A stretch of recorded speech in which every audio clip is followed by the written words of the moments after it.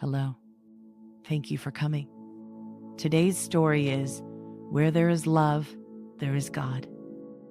It is written by Lyolf and Tolstoy. It is the story of Martuin Avdyeitch, an elderly shoemaker, leaves a life of routine and quiet despair following the loss of his family. His encounter with an old man inspires him to read the New Testament, bringing him closer to God and altering his outlook. One evening, he dreams of Christ visiting him, prompting him to watch the street the next day. Throughout the day, he performs acts of kindness by inviting a weary old man for tea, helping a struggling mother and her infant, and mediating between an old woman and a boy who tries to steal an apple. At the end of the day, Christ reveals that he visited Martuin through these people, affirming that every act of kindness done to others is done unto him. Let's enjoy the story together. In the city lived the shoemaker, Martuin Avdyeitch. He lived in a basement, in a little room with one window. The window looked out on the street. Through the window, he used to watch the people passing by, although only their feet could be seen. Yet by the boots, Martuin Avdyeitch recognized the people. Martuin Avdyeitch had lived long in one place and had many acquaintances. Few pairs of boots in his district had not been in his hands once and again. Some he would half sole, some he would patch, some he would stitch around, and occasionally he would also put on new uppers. And through the window he often recognized his work. Avdyeitch had plenty to do, because he was a faithful workman, used good material, did not make exorbitant charges, and kept his word. If it was possible for him to finish an order by a certain time, he would accept it. Otherwise, he would not deceive you. He would tell you so beforehand. And all knew Avdyeitch, and he was never out of work. Avdyeitch had always been a good man, but as he grew old, he began to think more about his soul and get nearer to God. Martuin's wife had died when he was still living with his master. His wife left him a boy 3 years old. None of their other children had lived. All the eldest had died in childhood. Martuin at first intended to send his little son to his sister in the village, but afterward he felt sorry for him. He thought to himself, "It will be hard for my Kapitoshka to live in a strange family. I shall keep him with me." And Avdyeitch left his master and went into lodgings with his little son. But God gave Avdyeitch no luck with his children. As Kapitoshka grew older, he began to help his father and would have been a delight to him. But a sickness fell on him. He went to bed, suffered a week, and died. Martuin buried his son and fell into despair. So deep was this despair that he began to complain of God. Martuin fell into such a melancholy state that more than once he prayed to God for death and reproached God because he had not taken him, who was an old man, instead of his beloved only son. Avdyeitch also ceased to go to church. And once a little old man from the same district came from Troitsa to see Avdyeitch. For 7 years he had been wandering about. Avdyeitch talked with him and began to complain about his sorrows. "I have no desire to live any longer," he said. "I only wish I was dead. That is all I pray God for. I am a man without anything to hope for now." And the little old man said to him, "You don't talk right, Martuin. We must not judge God's doings. The world moves not by our skill, but by God's will. God decreed for your son to die, for you to live. So it is for the best. And you are in despair because you wish to live for your own happiness." "But what shall one live for?" asked Martuin. And the little old man said, "We must live for God, Martuin. He gives you life, and for his sake you must live. When you begin to live for Him, you will not grieve over anything, and all will seem easy to you.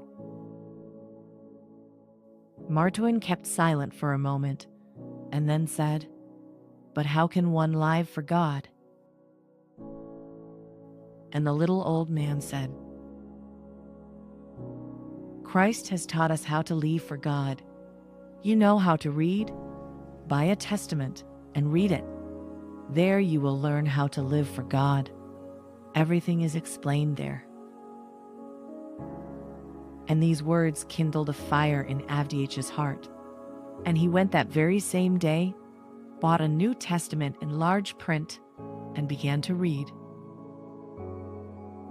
At first, Avdyeitch intended to read only on holidays, but as he began to read, it so cheered his soul that he used to read every day. At times he would become so absorbed in reading that all the kerosene in the lamp would burn out, and still he could not tear himself away. And so Avdyeitch used to read every evening. And the more he read, the clearer he understood what God wanted of him, and how one should live for God, and his heart kept growing easier and easier. Formerly, when he lay down to sleep, he used to sigh and groan, and always thought of his Kapitashka, and now his only exclamation was, glory to thee, Lord, thy will be done." And from that time, Avdyeitch's whole life was changed. In other days, he, too, used to drop into a public house as a holiday amusement, to drink a cup of tea, and he was not averse to a little brandy either. He would take a drink with some acquaintance and leave the saloon, not intoxicated exactly, yet in a happy frame of mind, and inclined to talk nonsense and shout and use abusive language at a person. Now he left off that sort of thing. His life became quiet and joyful. In the morning he would sit down to work, finish his allotted task, then take the little lamp from the hook, put it on the table, get his book from the shelf, open it, and sit down to read. And the more he read, the more he understood, and the brighter and happier it grew in his heart. Once it happened that Martuin read till late into the night. He was reading the Gospel of Luke. He was reading over the 6th chapter, and he was reading the verses. "And unto him that smiteth thee on the one cheek offer also the other, and him that taketh away thy cloak forbid not to take thy coat also.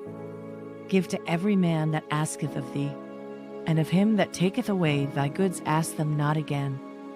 And as ye would that men should do to you, do ye also to them likewise." He read farther also those verses where God speaks, "And why call ye me, Lord, Lord, and do not the things which I say? Whosoever cometh to me, and heareth my sayings, and doth them, I will show you to whom he is like. He is like a man which built an house, and digged deep, and laid the foundation on a rock. And when the flood arose, the stream beat vehemently upon that house, and could not shake it. For it was founded upon a rock.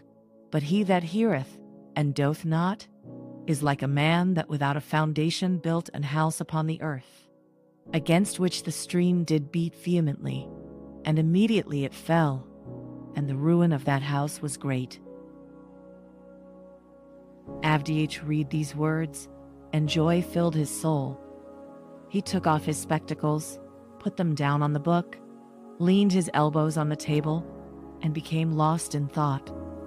And he began to measure his life by these words, and he thought to himself, "Is my house built on the rock or on the sand? 'Tis well if on the rock. It is so easy when you are alone by yourself. It seems as if you had done everything as God commands. But when you forget yourself, you sin again. Yet I shall still struggle on. It is very good. Help me, Lord." Thus ran his thoughts. He wanted to go to bed, but he felt loath to tear himself away from the book. and he began to read farther in the 7th chapter. He read about the centurion. He read about the widow's son. He read about the answer given to John's disciples. And finally he came to that place where the rich Pharisee desired the Lord to sit at meat with him. And he read how the woman that was a sinner anointed his feet and washed them with her tears, and how he forgave her. He reached the 44th verse and began to read. And he turned to the woman and said unto Simon, Seest thou this woman? I entered into thine house. Thou gavest me no water for my feet, but she hath washed my feet with tears, and wiped them with the hairs of her head. Thou gavest me no kiss, but this woman since the time I came in hath not ceased to kiss my feet. My head with oil thou didst not anoint, but this woman hath anointed my feet with ointment. He finished reading these verses and thought to himself, Thou gavest me no water for my feet, thou gavest me no kiss. My head with oil thou didst not anoint. And again Avdyeitch took off his spectacles, put them down on the book, and again he became lost in thought. It seems that Pharisee must have been such a man as I am. I, too, apparently have thought only of myself, how I might have my tea, be warm and comfortable, but never to think about my guest. He thought about himself, but there was not the least care taken of the guest. And who was his guest? The Lord himself. If he had come to me, should I have done the same way? Avdyeitch rested his head upon both his arms and did not notice that he fell asleep. Martuin suddenly seemed to sound in his ears. Martuin started from his sleep. Who is here?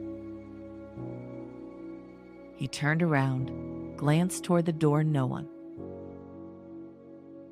Again he fell into a doze. Suddenly, he plainly heard, Martuin, ah, Martuin, look tomorrow on the street. I am coming. Martuin awoke, rose from the chair, began to rub his eyes. He himself could not tell whether he heard those words in his dream or in reality. He turned down his lamp and went to bed. At daybreak next morning, Avdyeitch rose, made his prayer to God, lighted the stove, put on the chai and the kasha, put the water in the samovar, put on his apron, and sat down by the window to work. And while he was working, he kept thinking about all that had happened the day before. It seemed to him at one moment that it was a dream, and now he had really heard a voice. Well, he said to himself, such things have been. Martuin was sitting by the window and looking out more than he was working. When anyone passed by in boots which he did not know, he would bend down, look out of the window, in order to see not only the feet, but also the face. The dvornik passed by in new felt boots. The water carrier passed by. Then there came up to the window an old soldier of Nicholas's time, in an old pair of laced felt boots, with a shovel in his hands. Avdyeitch recognized him by his felt boots. The old man's name was Stepanuich, and a neighboring merchant, out of charity, gave him a home with him. He was required to assist the dvornik. Stepanuich began to shovel away the snow from in front of Avdyeitch's window. Avdyeitch glanced at him and took up his work again. Pshaw, I must be getting crazy in my old age, said Avdyeitch, and laughed at himself. Stepanuich is clearing away the snow, and I imagine that Christ is coming to see me. I was entirely out of my mind, old dotard that I am. Avdyeitch sewed about a dozen stitches, and then felt impelled to look through the window again. He looked out again through the window, and saw that Stepanuich had leaned his shovel against the wall, and was warming himself and resting. He was an old, broken-down man. Evidently, he had not strength enough even to shovel the snow. Avdyeitch said to himself, "I will give him some tea. By the way, the samovar has only just gone out." Avdyeitch laid down his awl, rose from his seat, put the samovar on the table, poured out the tea, and tapped with his finger at the glass. Stepanuich turned around and came to the window. Avdyeitch beckoned to him and went to open the door. "Come in, warm yourself a little," he said. "You must be cold." "May Christ reward you for this. My bones ache," said Stepanuich. Stepanuich came in and shook off the snow, tried to wipe his feet so as not to soil the floor, but staggered. "Don't trouble to wipe your feet. I will clean it up myself. We are used to such things." "Come in and sit down," said Avdyeitch. "Here, drink a cup of tea." And Avdyeitch lifted 2 glasses and handed one to his guest, while he himself poured his tea into a saucer and began to blow it. Stepanuich finished drinking his glass of tea, turned the glass upside down, put the half-eaten lump of sugar on it, and began to express his thanks. But it was evident he wanted some more. "Have some more," said Avdyeitch, filling both his own glass and his guest's. Avdyeitch drank his tea, but from time to time glanced out into the street. "Are you expecting anyone?" asked his guest. "Am I expecting anyone?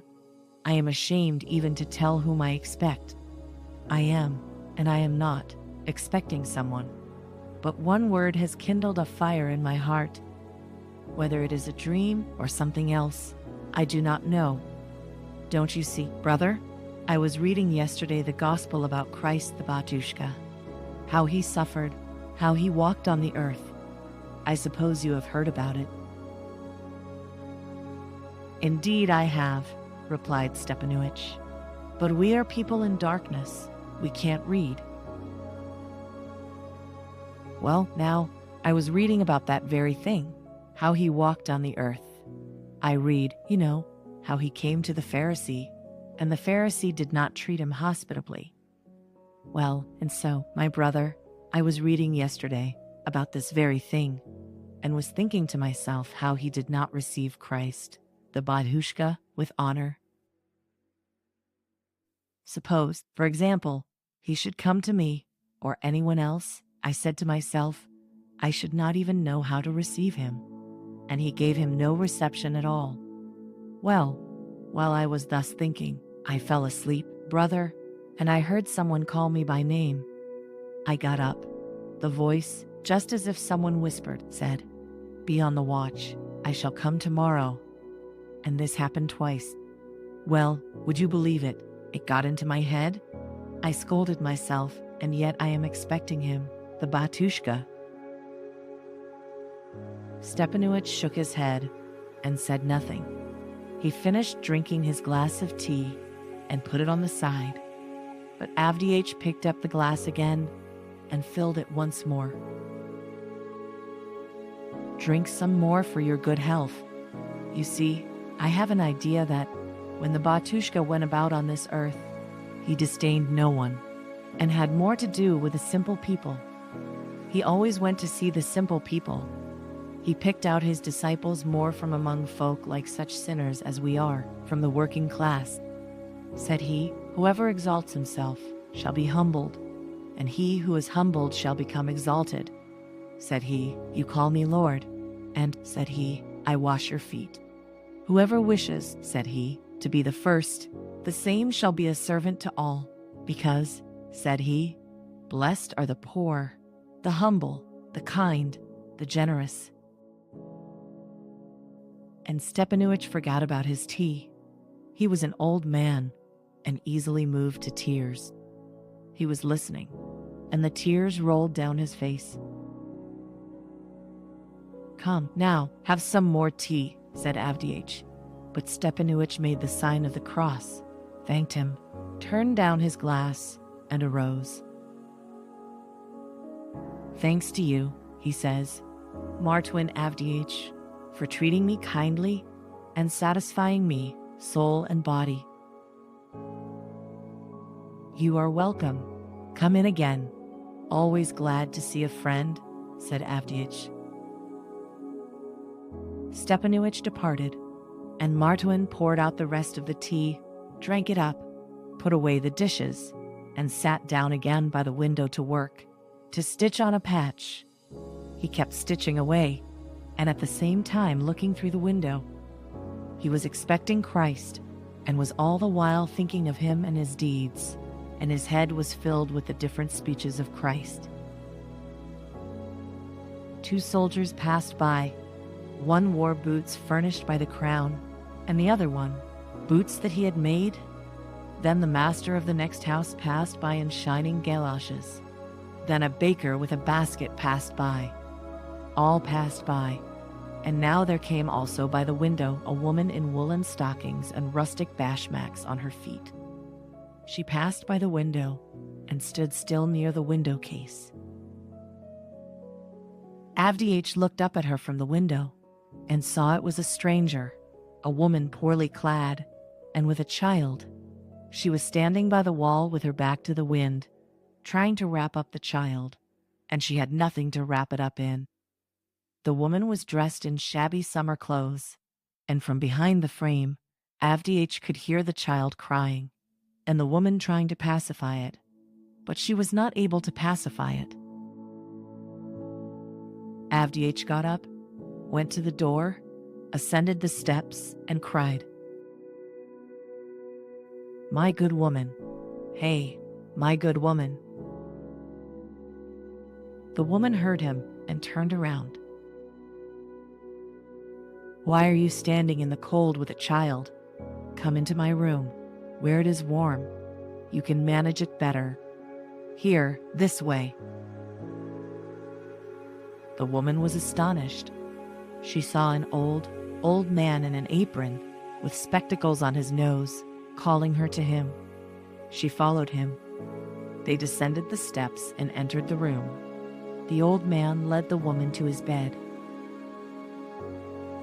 "There," says he, "sit down, my good woman, nearer to the stove. You can get warm and nurse the little one." "I have no milk for him. I myself have not eaten anything since morning," said the woman. But nevertheless, she took the baby to her breast. Avdyeitch shook his head, went to the table, brought out the bread and a dish, opened the oven door, poured into the dish some cabbage soup, took out the pot with the gruel, but it was not cooked as yet. So he filled the dish with chai only and put it on the table. He got the bread, took the towel down from the hook, and spread it upon the table. "Sit down," he says, "and eat, my good woman, and I will mind the little one. You see, I once had children of my own. I know how to handle them." The woman crossed herself, sat down at the table, and began to eat, while Avdyeitch took a seat on the bed near the infant. Avdyeitch kept smacking and smacking to it with his lips, but it was a poor kind of smacking, for he had no teeth. The little one kept on crying, and it occurred to Avdyeitch to threaten the little one with his finger. He waved his finger right before the child's mouth, and hastily withdrew it. He did not put it to its mouth, because his finger was black and soiled with wax, and the little one looked at his finger and became quiet. Then it began to smile, and Avdyeitch also was glad. While the woman was eating, she told who she was and whither she was going. Said she, "I am a soldier's wife. It is now 7 months since they sent my husband away off, and no tidings. I lived out as cook. The baby was born. No one cared to keep me with a child. This is the third month that I have been struggling along without a place. I ate up all I had. I wanted to engage as a wet nurse. No one would take me. I am too thin, they say. I have just been to the merchant's wife, where lives a young woman I know, and so they promised to take us in. I thought that was the end of it, but she told me to come next week, and she lives a long way off. I got tired out, and it tired him too, my heart's darling. Fortunately, our landlady takes pity on us for the sake of Christ and gives us a room, else I don't know how I should manage to get along. Avdyeitch sighed and said, "Haven't you any warm clothes? Now is the time, friend, to wear warm clothes. But yesterday I pawned my last shawl for a 20 kopeck piece." The woman came to the bed and took the child, and Avdyeitch rose, went to the partition, rummaged round, and succeeded in finding an old coat. "Nah," says he, "it is a poor thing, yet you may turn it to some use." The woman looked at the coat and looked at the old man. She took the coat and burst into tears, and Avdyeitch turned away his head. Crawling under the bed, he pushed out a little trunk, rummaged in it, and sat down again opposite the woman. And the woman said, "May Christ bless you, little grandfather. He must have sent me to your window. My little baby would have frozen to death. When I started out, it was warm, but now it has grown cold. And he, the batushka, led you to look through the window and take pity on me, an unfortunate." Avdyeitch smiled and said, "Indeed, he did that. I have been looking through the window, my good woman, for some wise reason." And Martuin told the soldier's wife his dream, and how he heard the voice, how the Lord promised to come and see him that day. "All things are possible," said the woman. She rose, put on the coat, wrapped up her little child in it, and as she started to take leave, she thanked Avdyeitch again. "Take this, for Christ's sake," said Avdyeitch, giving her a 20 kopeck piece. "Redeem your shawl." She made the sign of the cross, and Avdyeitch made the sign of the cross and went with her to the door. The woman went away. Avdyeitch ate some chai, washed the dishes, and sat down again to work. While he was working, he still remembered the window. When the window grew darker, he immediately looked out to see who was passing by. Acquaintances passed by and strangers passed by, and there was nothing out of the ordinary.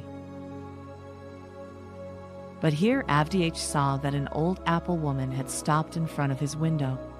She carried a basket with apples.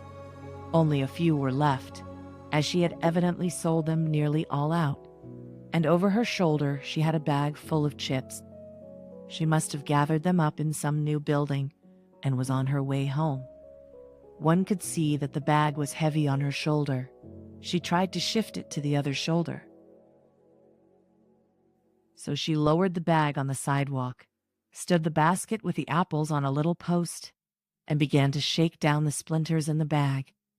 And while she was shaking her bag, a little boy in a torn cap came along, picked up an apple from the basket, and was about to make his escape.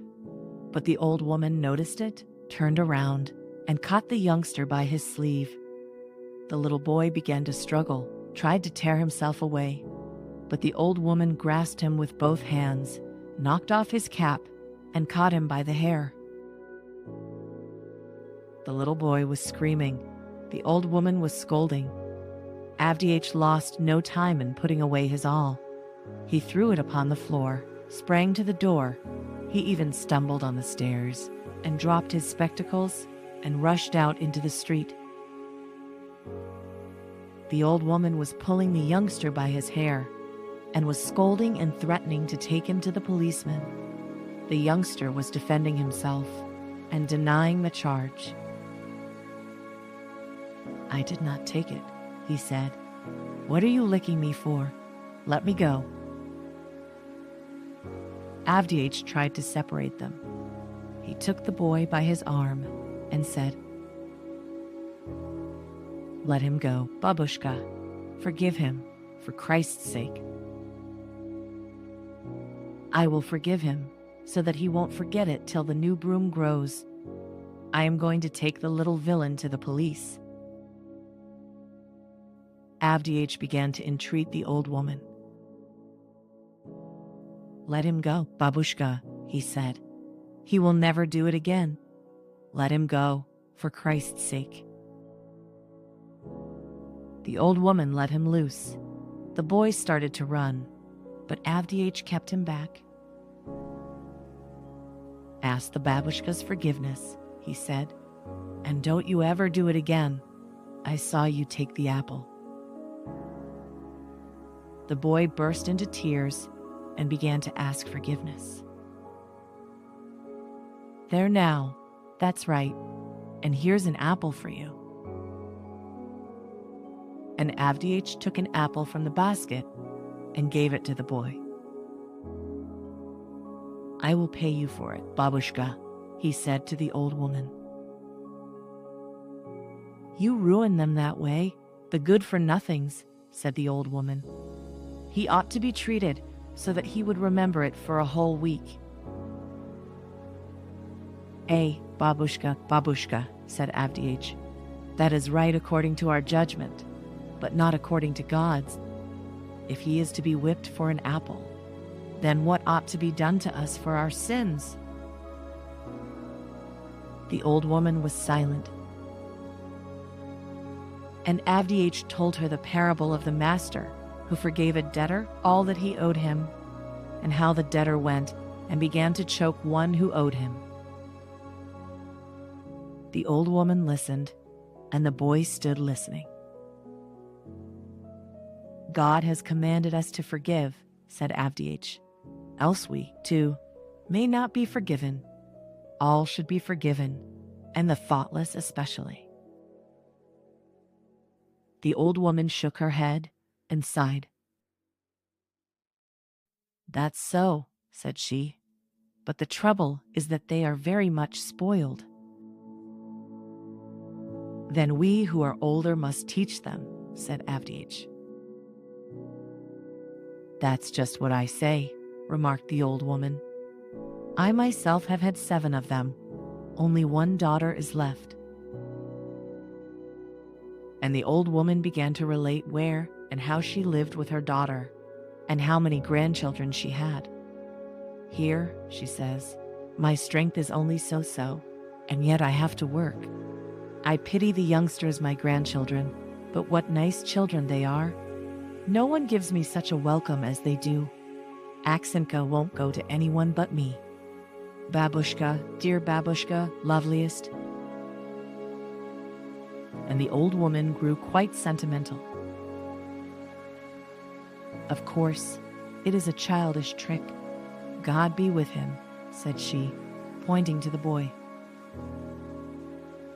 The woman was just about to lift the bag up on her shoulder when the boy ran up and said, "Let me carry it, babushka. It is on my way."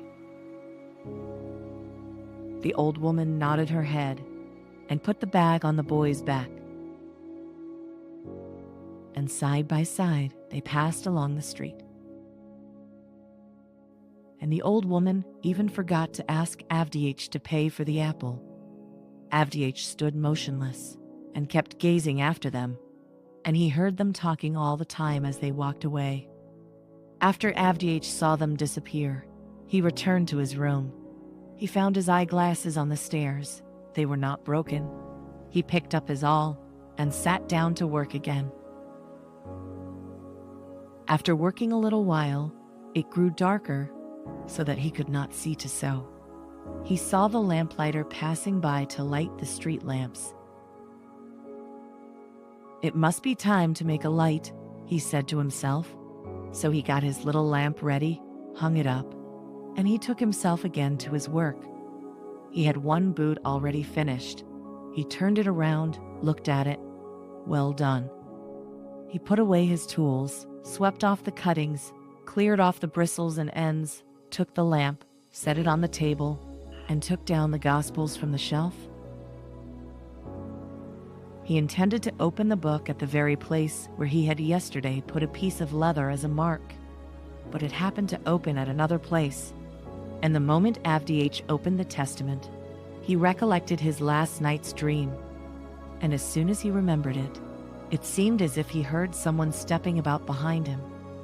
Avdyeitch looked around and saw there, in the dark corner, it seemed as if people were standing.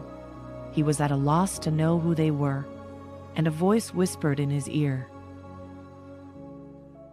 "Martuin, Martuin, did you not recognize me?" "Who?" exclaimed Avdyeitch. "Me," repeated the voice. "It was I." And Stepanuich stepped forth from the dark corner. He smiled, and like a little cloud faded away, and soon vanished. "And it was I," said the voice. From the dark corner stepped forth the woman with her child. The woman smiled, the child laughed, and they also vanished. "And it was I," continued the voice. Both the old woman and the boy with the apple stepped forward. Both smiled and vanished. Avdyeitch's soul rejoiced. He crossed himself, put on his spectacles, and began to read the evangelists where it happened to open. On the upper part of the page he read, "For I was an hungered, and ye gave me meat. I was thirsty, and ye gave me drink. I was a stranger, and ye took me in." And on the lower part of the page he read this, "Inasmuch as ye have done it unto one of the least of these my brethren, ye have done it unto me." St. Matthew, chapter 25. And Avdyeitch understood that his dream had not deceived him, that the Savior really called on him that day, and that he really received him